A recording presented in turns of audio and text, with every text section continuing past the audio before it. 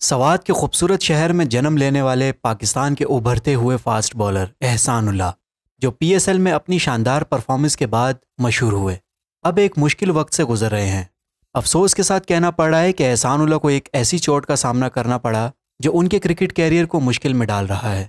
ये चोट उन्हें एल्बो पर लगी, जिसका असर उनकी तमाम क्रिकेट मैचेस पर पड़ा और उनका आने वाला कैरियर भी खतरे में है।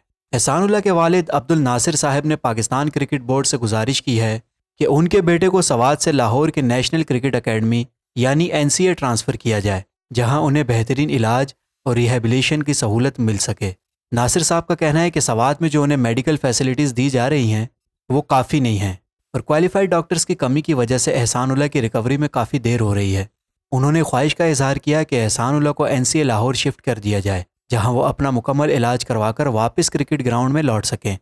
दोस्तों, ये वही एहसानुल्लाह हैं जो पेस और एक्यूरेसी की वजह से पीएसएल 2023 में मुल्तान सुल्तान के लिए 22 विकेट्स लेकर टीम को फाइनल में ले गए थे। और ये ऐसा टैलेंट है जो पाकिस्तान के लिए इंटरनेशनल क्रिकेट में भी अहम किरदार अदा कर सकता है अगर उनका सही वक्त पर इलाज हो जाए। दोस्तों, अब्दुल नासिर साहब, जो कि एहसानुल्लाह के वालिद हैं, उन्होंने पीसीबी से अपील की है कि मेरे बेटे के क्रिकेट कैरियर को बचाने के लिए एनसीए ट्रांसफ़र कर दिया जाए। क्या पीसीबी इस टैलेंटेड क्रिकेट के फ्यूचर को मद्देनज़र रखते हुए उनकी मदद करेगा? ये वक्त ही बताएगा। दोस्तों, आप सबसे दरख्वास्त है कि एहसानुल्लाह की सेहत के लिए दुआ करें ताकि वो जल्द अज जल्द क्रिकेट के मैदान में वापस आ सकें।